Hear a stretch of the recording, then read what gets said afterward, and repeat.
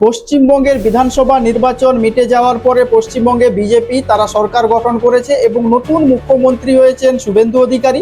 তবে এই যে বিধানসভা নির্বাচন মিটে যাওয়ার পরে আবারও পশ্চিমবঙ্গের বঙ্গ বিজেপি শিবির তারা রাজনীতির ময়দানে বা বলতে গেলে নির্বাচনের ময়দানে পুরোদমে ঝাঁপিয়ে পড়তে শুরু করেছে এবং দুটি বিধানসভা কেন্দ্র, সেই দুটি বিধানসভা কেন্দ্রে আবার পুরো প্রস্তুতি শুরু করে দিল বঙ্গ বিজেপি শিবির। এবং পশ্চিমবঙ্গের কোন দুটি বিধানসভা কেন্দ্রে আবার পুরোদমে ঝাঁপিয়ে পড়ছে বঙ্গ বিজেপি শিবির, যেখানে অর্থাৎ উপনির্বাচন হবে, সবটাই আমি আপনাদের সামনে তুলে ধরার চেষ্টা করছি। নমস্কার দর্শক, আমি স্নেহাশিস জানা, আপনারা দেখছেন নাচিন্দা টিভি।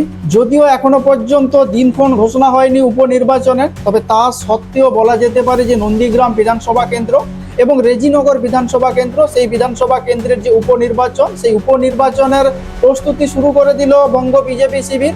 এবং কোনো আনুষ্ঠানিক ঘোষণা যদিও এখনো রাজ্যের যে বিজেপির যে দুই প্রথম সারির যে পদাধিকারী, এই যে দুই আসন অর্থাৎ এই যে রেজিনগর এবং এই যে নন্দীগ্রাম বিধানসভা কেন্দ্র, সেই বিধানসভা কেন্দ্র থেকে যদিও অর্থাৎ সেই হিসাবে ঘোষণা করা হয়নি, তবে সাংগঠনিক প্রস্তুতি কিন্তু বঙ্গ বিজেপি তরফ থেকে শুরু করে দেওয়া হয়েছে।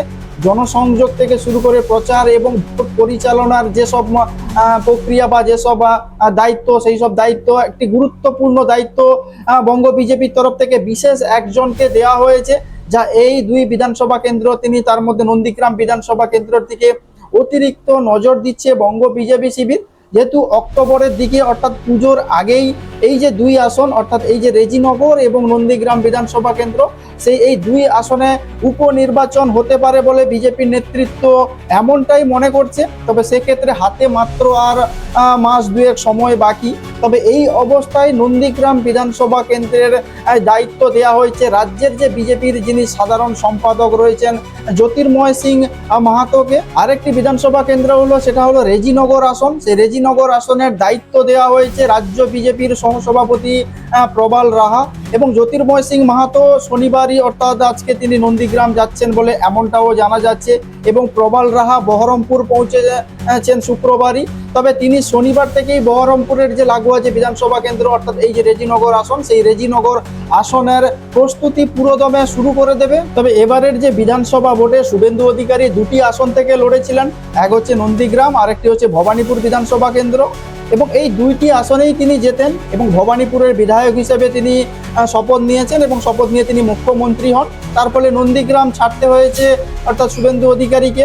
আর রেজিনগর যে বিধানসভা কেন্দ্র সেটাও খালি হয়ে যায়, কারণ আপনারা জানেন যে আম জনতা উন্নয়ন পার্টির প্রধান হুমায়ুন কবির তিনিও 2026 বিধানসভাকে যে ভোট হয়েছিল সেখানে দুটি বিধানসভা কেন্দ্র থেকে তিনি প্রতিদ্বন্দ্বিতা করেছিলেন, একটি হলো রেজিনগর আর একটি হলো নওদা, এবং এই দুটি বিধানসভা কেন্দ্র থেকে তিনি জয়লাভ করেন। তবে এই দুটি আসন জেতার পরে তিনি অর্থাৎ নওদাটা ধরে রেখেছেন এবং রেজিনগরটা তিনি ছেড়ে দেন এবং উপনির্বাচনে তিনি যেমনটা ঘোষণা করেছিলেন যে উপনির্বাচনে রেজিনগর থেকে অর্থাৎ হুমায়ুন কবিরের ছেলেকে তিনি দাঁড় করাবেন আম জনতা উন্নয়ন পার্টির তরফ থেকে। আর নন্দীগ্রাম বিধানসভা কেন্দ্র বলা যেতে পারে শুভেন্দু অধিকারীর গড়। তবে এই নিয়ে লাগাতার তিনি 3বার এই আসনে জিতেছেন, 2016 থেকে শুরু করে 2021 এবং 2026। তবে ছোট বড় যে কোনো নির্বাচনে তার পাশেই কিন্তু রয়েছে নন্দীগ্রামের সাধারণ মানুষ, সেখানে একাধিক ভোটে বা লোকসভা বা বিধানসভা ভোটগুলোতে নন্দীগ্রামে দেখা গেছে।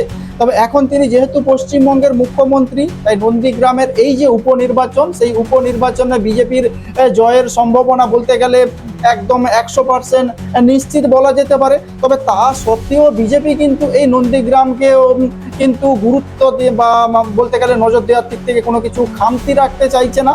সেটাই বোঝা যাচ্ছে যে জ্যোতির্ময় সিং মাহাতোর মতো একটি গুরুত্বপূর্ণ নেতাকে যাকে নন্দীগ্রামের দায়িত্ব দেওয়া হলো এবং রাজ্য বিজেপির 5 জন যে সাধারণ সম্পাদক, সেই 5 জন সাধারণ সম্পাদকের মধ্যে সবচেয়ে বেশি দিন এই পদে রয়েছেন দুজন, তিনি হচ্ছেন জ্যোতির্ময় সিং মাহাতো আর একজন হচ্ছেন লকেট চট্টোপাধ্যায়। তবে এই জ্যোতির্ময় সিং মাহাতো তিনি টানা 2বার সাংসদ হয়েছেন এবং বিজেপি করার আগে তিনি RSS এর যে ছাত্র সংগঠন ABVP সঙ্গে যুক্ত ছিলেন এবং সর্বভারতীয় স্তরেও তিনি একাধিক গুরুত্বপূর্ণ কাজ করেছেন। তবে সেই রকম একজনকে এবার নন্দীগ্রামের মতো যে বিধানসভা কেন্দ্র, সেই বিধানসভা কেন্দ্রে গুরু দায়িত্ব দেওয়া হলো এই যে উপনির্বাচনে।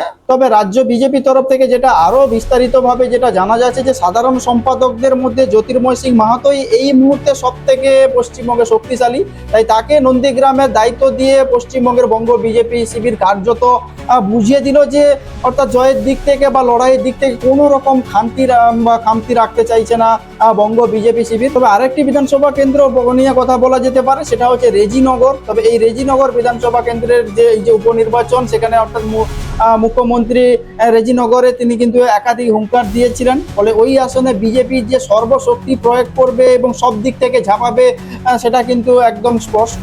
তবে অতীতে দেখা গেছে যে দলই ক্ষমতায় থাকে উপনির্বাচনগুলোতে সেই দলই ম্যাক্সিমাম ক্ষেত্রে জয়লাভ করতে। তবে এক্ষেত্রে হয়তো সেটার অন্যথা হতে দেখা যাবে না, অর্থাৎ এই নন্দীগ্রাম বিধানসভা কেন্দ্র এবং এই রেজিনগর বিধানসভা কেন্দ্রে অর্থাৎ এই যে 26-এর বিধানসভা নির্বাচনের পরে যে উপনির্বাচন হবে, সেই উপনির্বাচনে হয়তো বিজেপিকে জয়লাভ করতে দেখা যেতে পারে। তবে রেজিনগরের যাকে দায়িত্ব দেওয়া হয়েছে তার কথা না বললেই নয়, তিনি হচ্ছে যে প্রবাল রাহা। সেই প্রবাল রাহা কিন্তু বহুদিনের রাজনীতিবিদ। একটা সময় বামেদের শাসককালে তিনি ফরওয়ার্ড ব্লকের গুরুত্বপূর্ণ দায়িত্বভার সামলেছিলেন এবং রাজ্যের তৎকালীন মন্ত্রী তথা ফরওয়ার্ড ব্লকের শীর্ষ নেতা কমল গুহের খুব ঘনিষ্ঠ হিসাবে পরিচিত ছিলেন এই প্রবাল রাহা।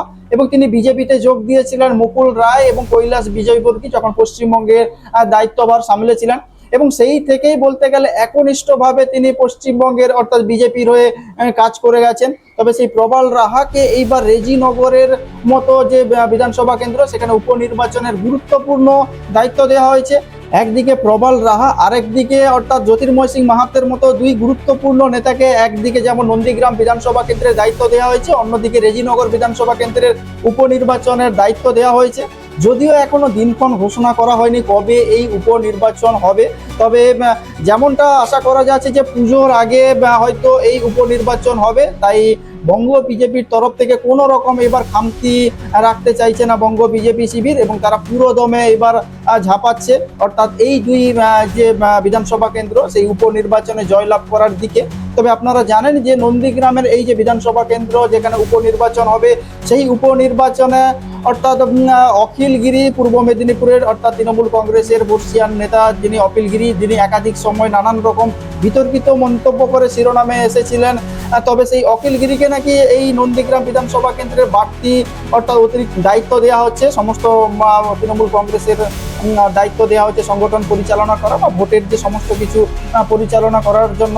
তবে সবটাই দেখার যে উপনির্বাচনের দিনক্ষণ কবে ঘোষণা হয়। তবে আবারও বলছি, অতীতে দেখা গেছে যে দলই ক্ষমতায় থাকে সে দলই বেশিরভাগ ক্ষেত্রে উপনির্বাচনগুলোতে জয়লাভ করতে। তবে এক্ষেত্রে সেটার একটা অন্যথা হয় কিনা সেটাই এখন দেখার, সেই বিষয়ে নজর থাকবে আমাদের। তবে আপনারা যদি এইসব বিষয় নিয়ে কোনো কিছু বলতে চান তাহলে অবশ্যই কমেন্টস বক্সে কমেন্টস করতে পারেন।